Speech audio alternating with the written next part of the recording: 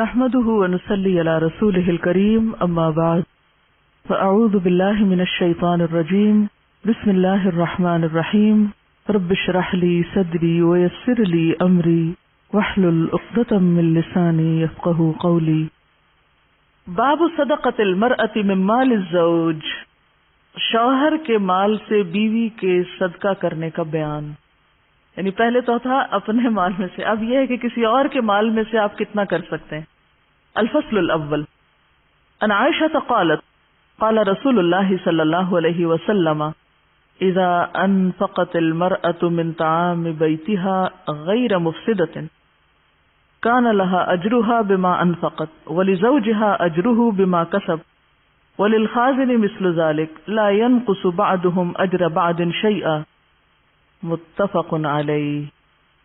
ان عائشہ، حضرت عائشہ سے روایت ہے، قالت کہتی ہیں، قال رسول اللہ، فرمایا رسول اللہ صلی اللہ علیہ وسلم نے، اذا انفقت، جب خرچ کر دے، المرأۃ، عورت، من طعام بیتها، اپنے گھر کے کھانے میں سے، غیر مفسدۃ، نہ فساد کرنے والی، بگاڑنے والی، کانا ہے لہا، اس کے لیے، اجرہا، اس کا اجر، بما انفقت، جو اس نے خرچ کیا، ولزوجها اجرہ، اور اس کے شوہر کے لیے بھی اس کا اجر ہے، بما کسبا، جو اس نے کمائی کی تھی، یا بوجہ اس کے جو اس نے کمائی کی، وللخازن مثل ذلک، اور خزانچی کے لیے بھی ہے اسی کی مانند، لا ينقص، نہ کمی کرے گا، بعضهم، ان میں سے بعض، اجر بعض، بعض کے اجر کو، شیئا، کچھ بھی. متفق علیہ، متفق علیہ روایت.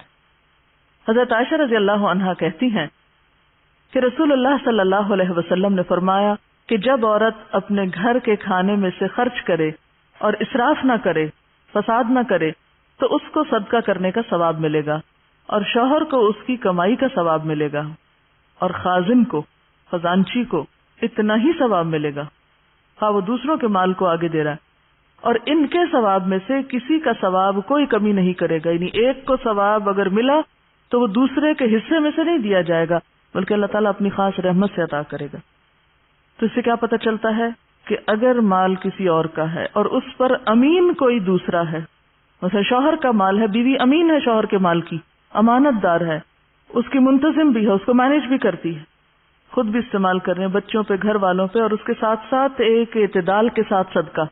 تو اس میں بیوی کو شوہر کے مال میں سے بھی خرچ کرنے پر صدقے کا ثواب ملے گا، اگرچہ اس کا اپنا مال نہیں، شوہر کا مال ہے. ہاں، شرط ہے اس میں، اور وہ کیا کہ بگاڑ کی نیت نہ ہو کہ اچھا جلدی جلدی ختم کریں تاکہ اس کے رشتہ دار نہ لے جائیں آ کے، یہ بگاڑ کی نیت ہوگی. یا یہ کہ انسان اتنا دے دے کہ شوہر گھر آئے تو کہے وہ تو میں نے سارا ہی دے دیا، تمہارے کھانے کے لیے کچھ نہیں، یہ بگاڑ. تو اگر نیک نیتی کے ساتھ بیوی اعتدال کے ساتھ، انصاف کے ساتھ، احسن طریقے سے، باہم رضامندی کے ساتھ خود بھی استعمال کریے، دوسروں کو بھی دے رہی ہے، سب کا حق بیچ میں سے، اپنے اور شوہر کی طرف سے، تو بیوی کو بھی ثواب ہے، شوہر کو بھی ثواب ہے. شوہر کو ثواب کس لیے کہ اس نے محنت کر کے کمایا. تو اللہ تعالیٰ انصاف پسند ہے، کسی کا بھی اجر ضائع نہیں کرتے. اور اسی طرح لوگوں کی ڈونیشنز ہیں، لوگوں کا صدقہ خیرات ہے، ایک شخص ان کو امانت کے ساتھ وصول کرتا ہے، حساب رکھتا ہے، اور پھر اپنی جگہ یعنی حق کے ساتھ اس کو خرچ کرتا ہے، تو جو کچھ اس کے ہاتھ سے نکلتا ہے وہ سارے کا سارا اس کے حق میں صدقہ لکھ لیا جاتا. اب اس عمل پہ اتنی بڑی کیوں جزا بتائی گئی؟ اس لیے کہ یہ کام آسان کام نہیں، یہ تو جان لیوا کام ہے، بہت مشکل کام ہے، جس میں انسان اللہ اور بندوں دونوں کے آگے جواب دہ ہوتا ہے. تو اس میں اگر انسان احسن طریقے سے اس کام کو کرتا ہے تو وہ سارا مال جو اس کے ہاتھ سے دوسروں کو جاتا ہے، اگرچہ اس کا وہ ذاتی مال نہیں، تو کسی کا مال ہے، لیکن صرف اس کے ہاتھ سے نکل رہا ہے، تو اس کے ہاتھ سے نکلنے کی وجہ سے اس کو بھی اتنا ہی اجر ہے جتنا مال والے کو. اب یہ نہیں کہ اللہ تعالیٰ نے مال والے کے اجر میں سے نکال کے اس کو دے دیا، جتنا اس کو دیا اتنا اس کو دیا، اس کو بھی اپنے فضل سے دیا اور اس کو بھی اپنے فضل سے دیا. وعن ابی ہریرہ قال قال رسول اللہ صلی اللہ علیہ وسلم اذا انفقت المرأة من کسب زوجها من غیر امرہ فلها نصف اجرہ. متفق علیہ. وعن ابی ہریرہ، ابو ہریرہ سے روایت قال کہتے ہیں قال رسول اللہ، فرمایا رسول اللہ صلی اللہ علیہ وسلم نے، اذا جب انفقت المرأة خرچ کرتی ہے عورت، من کسب زوجہا اپنے شوہر کی کمائی میں سے، من غیر امرہ اس کی اجازت کے بغیر، اس کو بتائے بغیر، فلہا نصف اجرہ تو اس کے لیے اس اجر کا آدھا ہے۔ متفق علیہ، متفق علیہ روایت۔ حضرت ابو ہریرہ کہتے ہیں رسول اللہ صلی اللہ علیہ وسلم نے فرمایا جو عورت اپنے شوہر کے مال میں سے بغیر اس کی اجازت کے خیرات کرے اس کو اس کا آدھا ثواب ملے گا۔ کیوں؟ کتنے سوال کرتے ہیں آپ اس موضوع پر؟ ایسے سارے لوگ جاگ کے بیٹھے ہیں، اب پھر کوئی سوال اس پہ نہ آئے۔ کیا پوچھے بغیر دے سکتے ہیں؟ کیا چوری چوری دے سکتے ہیں؟ کتنا دے سکتے ہیں؟ کیا دے سکتے ہیں؟ یہ سب مسئلے یہاں حل ہو رہے ہیں اگر آپ ان حدیث کو اصولی طور پر سمجھ لیں۔ تو اس لیے بہتر کیا ہے؟ پورا ثواب لینے کے لیے کیا بہتر ہے؟ بتا کے دیں، اجازت لے کے دیں۔ لیکن ہر وقت اجازت بھی مشکل ہوتی ہے، تو ایک دفعہ طے کر لیں کہ ہم جو کھانا کھائیں گے اس میں سے فلاں رشتے دار کو بھی روز بھیجیں گے، یا فلاں کو بھی دیں گے، یا مہینے میں اتنا راشن کسی کو دیں گے، یا فلاں بچے کی فیس دیں گے۔ اگر دونوں باہم مشورے سے چلتے ہیں، ایک دوسرے پر اعتماد کرتے ہوئے چلتے ہیں، تو اس میں نہ صرف یہ کہ صدقے کا ثواب زیادہ ہو جائے گا، بلکہ باہمی اعتماد کی وجہ سے گھر کی فضا بھی زیادہ بہتر ہوگی۔ اور اگر شوہر شک کرے کہ پتہ نہیں بیوی کس کو دے، اور وہ تجسس میں رہے، کہے کچھ بھی نہ بے شک، تو یہ اوورآل صورتحال کو بھی تو بگاڑنے والی چیز ہے۔ تو ایک شرط کیا؟ غیر مفسدۃ، بگاڑ کی نیت نہ۔ دوسری بات یہ کہ باہمی رضامندی اور اجازت۔ اب بہت سی عورتیں کہتی ہیں ہمارے شوہر تو پھر کبھی بھی نہیں مانیں گے، اس طرح تو پھر ہم کبھی بھی کچھ نہیں کر سکتے۔ تو بات یہ ہے کہ آپ کو کس چیز نے صدقہ کرنے پہ اکسایا؟ آپ میں یہ شوق کیوں آ گیا جو شوہر میں نہیں آیا اب تک؟ وجہ کیا؟ آپ کیوں صدقے کے شوقین ہو گئے اور وہ کیوں نہیں ہیں؟ آپ کو پتہ چل گیا، ان کو پتہ ہی نہیں ہے۔ میں سمجھتی ہوں اگر ہم ایز اے فیملی گیدرنگ بھی بیٹھ کے کبھی شیئر کریں آپس میں ان احادیث میں سے ایک ایک تھوڑا تھوڑا، تو آپ دیکھیں گے کہ ساری فیملی اکٹھے مل کر ایک نیکی کے کام میں حصہ لے سکتی، ہر پروجیکٹ میں سب شیئر کر سکتے ہیں، اور اس میں زیادہ خوشی ہوگی بنسبت اس کے کہ آپ اپنی راہیں الگ کر کے چوری چوری کام کرتے رہیں اور شوہر کو کچھ خبر نہ ہو۔ کیا فائدہ ایسے کام کا؟ اور دیکھیے کہ بہت سارے کام جو گھریلو زندگی میں ہوتے ہیں نا، ان میں بے وجہ بھی پوچھنے کی ضرورت نہیں ہوتی۔ اب شوہر نے آپ کو ایک عمومی اجازت دے رکھی ہے، آپ کرتے رہیں تھوڑا بہت غیر مفسدۃ اللہ، کیونکہ اگر آپ ہر قدم پہ کھڑے ہو کے پوچھنے لگ گئے وہ باہر فلانا ہے میں دے دوں، ہو سکتا ہے اس کا موڈ اس کو خراب ہو کے خبردار جو دیا اور آج کے بعد دیا، یہ غیر ضروری سوال ہوگا اور غیر ضروری طور پہ معاملہ بگاڑنے والی بات ہوگی۔ یعنی بعض خواتین پھر اس درجے کی ناسمجھ ہوتی ہیں کہ وہ غیر موضوع مقام پر شوہر کو نالاں کر کے اپنی اجازتیں اور اپنے رخصتیں سب ختم کروا لیتی ہیں۔ ہر عورت کو یہ معلوم ہونا چاہیے کہ اس کے شوہر کا نمبر کیا ہے جہاں سے اس کا باکس کھل سکتا ہے۔ یعنی جیسے اٹیچی کیس ہوتے ہیں نا، تو ان میں لاک ہوتے ہیں نمبر والے، تو اگر آپ کو نمبر پتا ہو تو آپ 1 سیکنڈ میں کھول سکتے ہیں۔ تو بعض لوگ اپنا ہی نمبر بھول جاتے ہیں، تو وہ نمبر یاد رکھیں۔ ایسے وقت میں جب شوہر بھوکا ہو، ایسے وقت میں جب وہ تھکا ہوا ہو، ایسے وقت میں جب وہ ذہنی طور پہ کہیں اور مشغول ہے، کوئی اور اہم چیز ہے اس کے سر پہ، تو ایسے وقت میں اس طرح کے چھوٹے چھوٹے لایانی سوال کر کے جن پر ایک سائلنٹ یا ٹیسٹ اپروول موجود ہے یا ایک خاموش اجازت موجود ہے، تو وہاں بے وجہ بھی سوال نہیں کرنے چاہیے۔ وعن ابی موسیٰ الاشعری قال قال رسول اللہ صلی اللہ علیہ وسلم الخازن المسلم الامین الذي يعطي ما امر به كاملا موفرا طیبا به نفسه فيدفعه الى الذي امر له به احد المتصدقین متفق علیہ۔ عن ابی موسیٰ الاشعری، ابو موسیٰ اشعری سے روایت ہے، قال کہتے ہیں قال رسول اللہ، فرمایا رسول اللہ صلی اللہ علیہ وسلم نے، الخازن المسلم الامین، مسلمان امانت دار خزانچی، الذی وہ جو، یعطی دیتا ہے، ما امر بہ جس کا اس کو حکم دیا گیا ہے، کاملاً پورا، مکمل یعنی حکم کے مطابق، موفراً پورا پورا، طیبتاً بہ نفسہ اپنے نفس کی خوشی کے ساتھ، فیدفعہ تو پھر دیتا ہے، ادا کرتا ہے اس کو، الی الذی اس کی طرف، امر لہ بہ جس کا اس کو حکم دیا گیا ہے، احد المتصدقین تو وہ 2 صدقہ کرنے والوں میں سے ایک ہے، برابر کا شیئر ہے اس کا، شراکت داری ہے اس کی اس تجارت میں۔ حضرت ابو موسیٰ اشعری رضی اللہ عنہ کہتے ہیں رسول اللہ صلی اللہ علیہ وسلم نے فرمایا کہ وہ امانت دار مسلمان خزانچی جو اپنے آقا کے حکم کے مطابق صدقہ اور خیرات وغیرہ دے اور حکم کے مطابق پورا پورا اور خوشی کے ساتھ اس شخص کو دے جس کو دینے کا حکم دیا گیا ہے، تو وہ بھی 2 صدقہ کرنے والوں میں سے ایک ہے۔ اب یہاں کیا خاص بات ہے جو پیچھے نہیں تھی؟ کیا شرط لگائی گئی؟ خزانچی کے لیے کیا شرط ہے؟ نمبر 1 پورا پورا حکم فالو کرے، نمبر 2 خوشی سے اطاعت کرے، کیونکہ بعض اوقات اگر اس کو حکم ملتا ہے نا فلاں کو اتنا دے دو، ہائے اب یہ اس کو تو نہیں ملنا چاہیے، اس کو تو نہیں دینا چاہیے، یہ تو فیصلہ ٹھیک نہیں۔ بھئی آپ کا تو مال نہیں، آپ کے پاس تو امانت ہے، آپ کو کیا فرق پڑتا ہے؟ کیونکہ بعض اوقات لائکنگ ڈس لائکنگ بھی بیچ میں آ جاتی ہے نا، ہم سب انسان ہیں، کسی کے لیے ہمارا سافٹ کارنر ہوتا ہے، کسی کے لیے ہم کولڈ ہوتے ہیں، تو ہمیں ایسے معاملات میں جذبات سے اوپر اٹھ کے فیصلے کرنے چاہیے۔ جہاں ضرورت ہے ضرورت محسوس کریں، چاہے آپ کی عقل میں آ رہا ہے یا نہیں، جو حکم ملا کر دیں، تو اس پر آپ کو بھی اتنا ہی اجر ملے گا جتنا صدقہ کرنے والے کو ملا۔ وعن عائشة قالت ان رجلا قال للنبي صلى الله عليه وسلم ان امي افتلتت نفسها واظنها لو تكلمت تصدقت فهل لها اجر ان تصدقت عنها؟ قال نعم متفق علیہ۔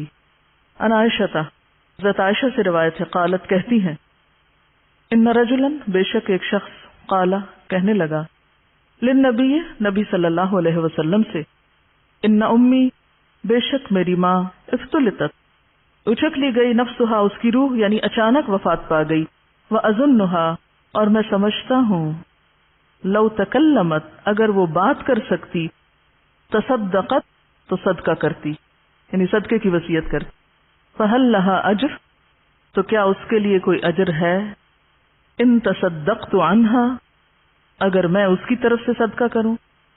قال نعم فرمایا ہاں، متفق علیہ۔ حضرت عائشہ کہتی ہیں کہ ایک شخص نے نبی صلی اللہ علیہ وسلم سے عرض کیا، میری ماں یکا یک مر گئی، اگر اس کو بات کرنے کا موقع ملتا تو وہ ضرور صدقہ خیرات کے لیے کہتی، بس اگر میں صدقہ کروں تو کیا اس کو ثواب ملے گا؟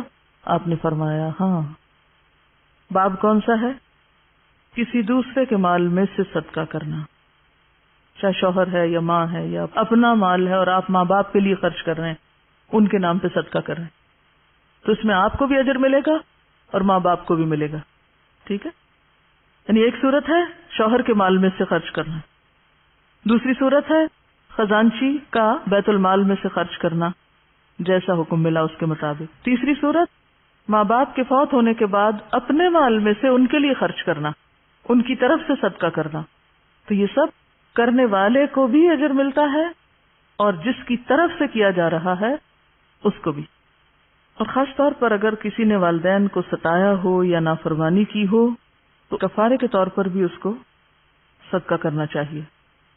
الفصل الثانی عن ابی امامۃ قال سمعت رسول اللہ صلی اللہ علیہ وسلم یقول فی خطبته عام حجۃ الوداع لا تنفق امرأة شیئا من بیت زوجها الا باذن زوجها قیل یا رسول اللہ ولا الطعام قال ذلك افضل اموالنا رواہ الترمذی۔ ان ابی امامۃ ابو امامہ رضی اللہ عنہ سے روایت ہے، قال کہتے ہیں، سمعت رسول اللہ میں نے رسول اللہ صلی اللہ علیہ وسلم سے سنا، یقول آپ فرما رہے تھے، فی خطبتہ اپنے خطبے میں، عام حجۃ الوداع حجۃ الوداع کے سال، لا تنفق نہ خرچ کرے، امرأۃ کوئی عورت، شیئا کچھ بھی، من بیت زوجہا اپنے شوہر کے گھر سے، الا باذن زوجہا مگر اپنے شوہر کی اجازت سے۔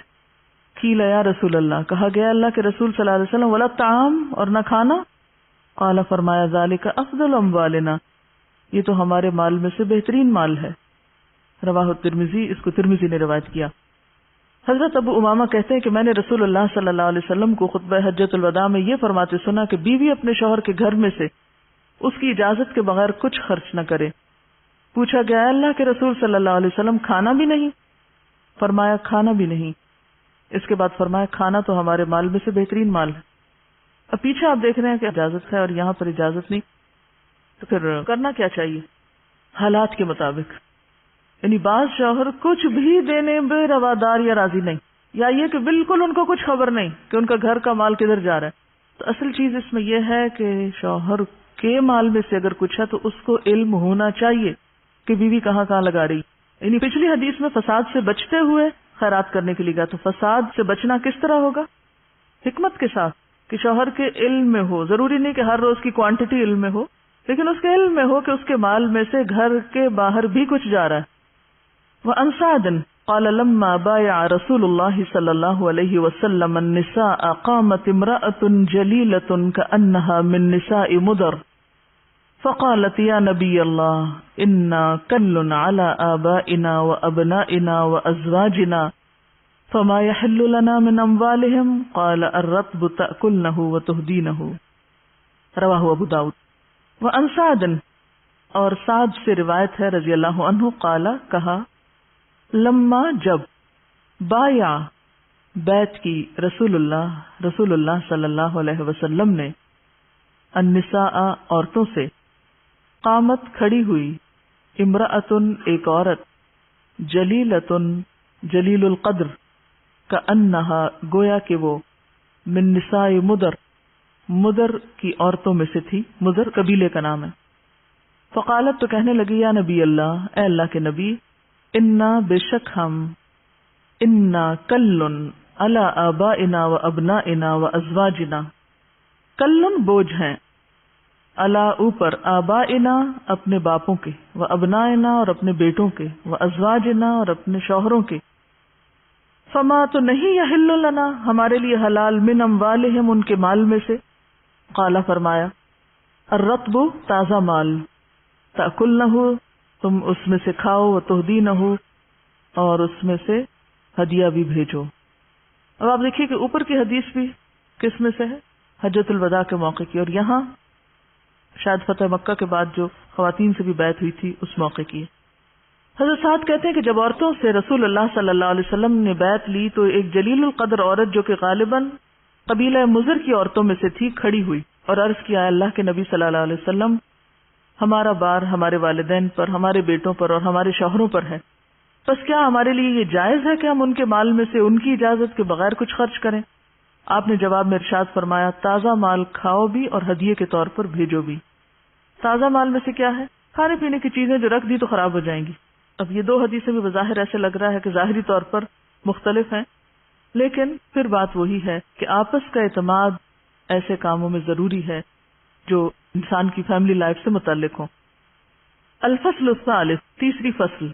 عن عمیر مولا آب اللحم قال امرني مولاي ان اقدد لحما فجاءني مسكين فاطعمته منه فعلم بذلك مولاي فضربني فاتيت رسول الله صلى الله عليه وسلم فذكرت ذلك له فدعاه فقال لما ضربته قال يعطي طعامي بغير ان آمره فقال الاجر بينكما.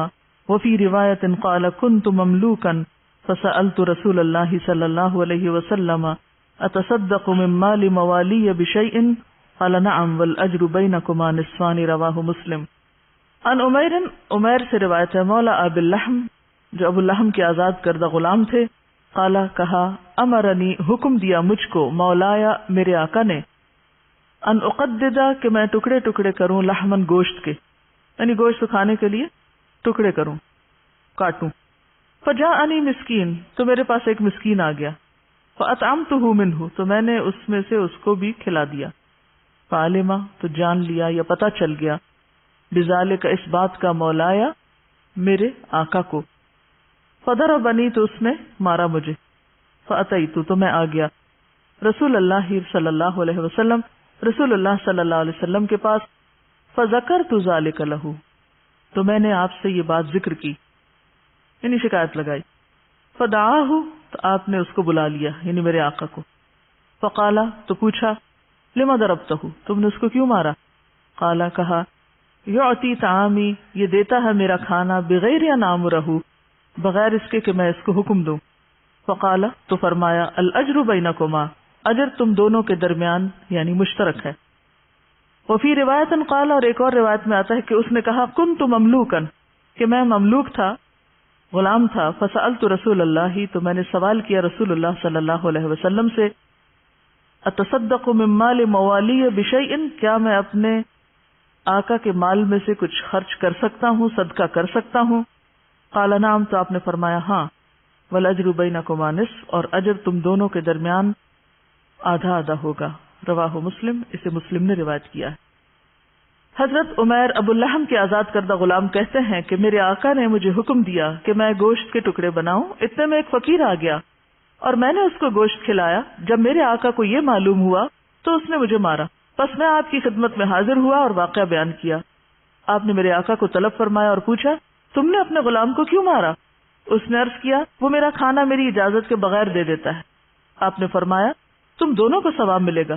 ایک اور روایت میں یہ الفاظ ہے کہ عمیر نے آپ سے دریافت کیا، کیا میں اپنے آقا کے مال میں سے کچھ خرچ کروں؟ آپ نے فرمایا ہاں، اور اس کا ثواب تم دونوں کو آدھا آدھا ملے گا. لیکن اسے یہ معلوم نہیں ہوتا کہ بغیر اجازت اور بغیر اعتماد میں لیے خرچ کرنے پر بھی اجر ہے. اصل جو ساری احادیث کو بات سامنے رکھ کے پتہ چل رہی ہے وہ ایک ہی ہے کہ کسی کے مال میں سے، خواہ وہ بیت المال کا ہو، خواہ وہ شوہر کا ہو، خواہ وہ آقا کا ہو، کسی دوسرے کے مال میں سے خرچ کرتے ہوئے اس کی رضامندی، خواہ وہ وربل ہو، خواہ وہ خاموش ہو، خواہ وہ کسی اور طریقے پر ہو، وہ ضروری ہے. یعنی باہمی اعتماد سے ہی ایسے کام کیے جانے چاہیے، اسی میں بھلائی. یہاں ایک اور سچویشن سامنے آتی ہے، اور وہ کیا کہ مالک کے مال میں سے خرچ کرنا، یعنی غلام کا یا نوکر کا اپنے آقا کے مال میں سے خرچ کرنا. اس میں بھی اگرچہ رخصت ہے لیکن پھر باہم اعتماد ضروری ہے. باب من لا يعود في الصدقہ، جو شخص صدقہ دے کر واپس نہ لے، اس کا بیان. الفصل الاول، فصل اول. عن عمر بن الخطاب رضی اللہ عنہ قال حملت على فرس في سبيل الله فأدعه الذي كان عنده فأردت أن أشتريه وظننت أنه يبيعه برخص فسألت النبي صلى الله عليه وسلم فقال لا تشتريه ولا تعود في صدقتك وإن آتاكه بدرهم فإن العائد في صدقته كالكلب يعود في قائه وفي رواية لا تعود في صدقتك فإن العائد في صدقته كالعائد في قائه متفق علیہ.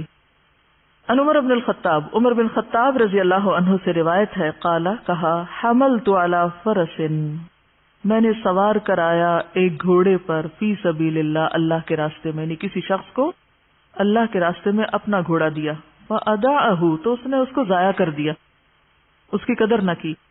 الذی کان عنده، اس شخص نے جس کے پاس وہ تھا، یعنی بے پرواہی سے رکھا اور وہ گھوڑا دبلا ہو گیا، کمزور ہو گیا. فأردت، تو میں نے چاہا، ان اشتریہ، کہ میں اس کو خرید لوں.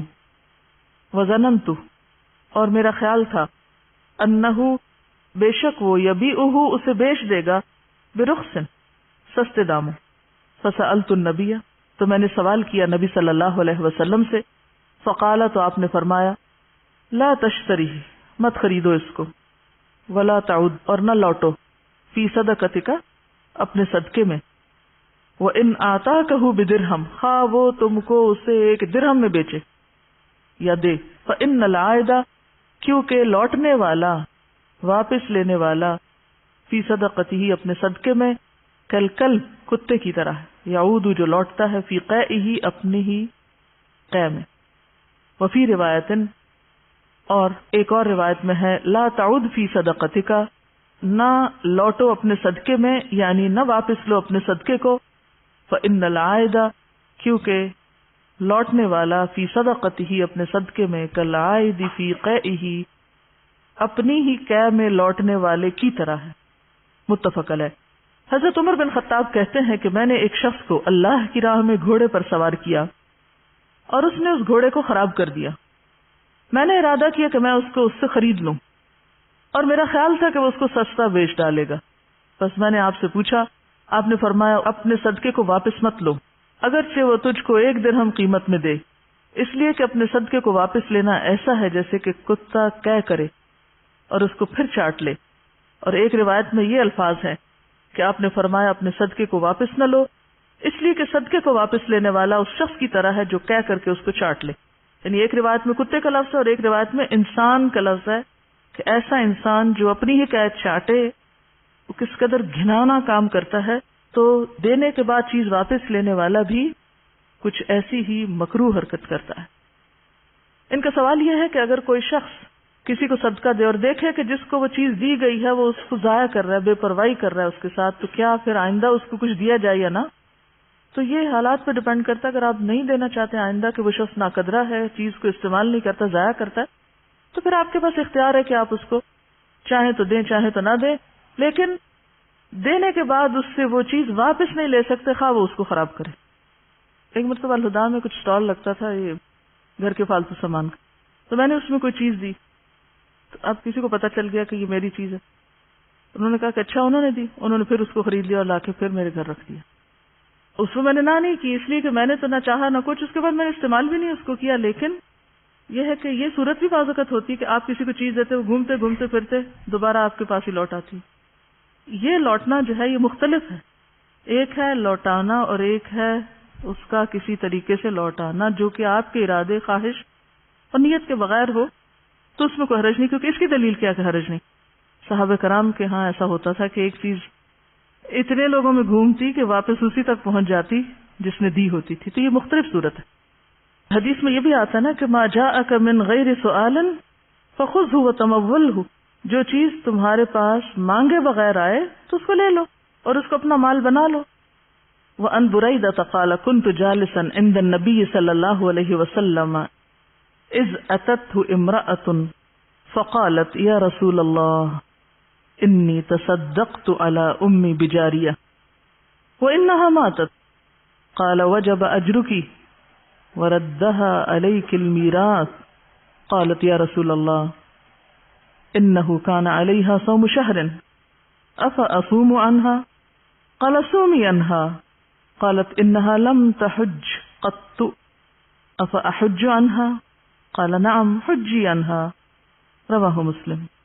ان بریدہ رضی اللہ عنہ سے روایت، قال کہا کنت میں تھا جالسن بیٹھا ہوا، عند النبی نبی صلی اللہ علیہ وسلم کے پاس، اس جب اتت ہو آئی آپ کے پاس، امرأتن ایک عورت، فقالت تو کہنے لگی، یا رسول اللہ اے اللہ کے رسول صلی اللہ علیہ وسلم، انی بے شک میں نے تصدقت علی امی صدقہ دی تھی اپنی ماں کو، بجاریتن ایک بچی یا لونڈی، میں نے اپنی ماں کو ایک لونڈی صدقے میں دی تھی، وانہا ماتت اور بے شک وہ یعنی ماں فوت ہو گئی ہے۔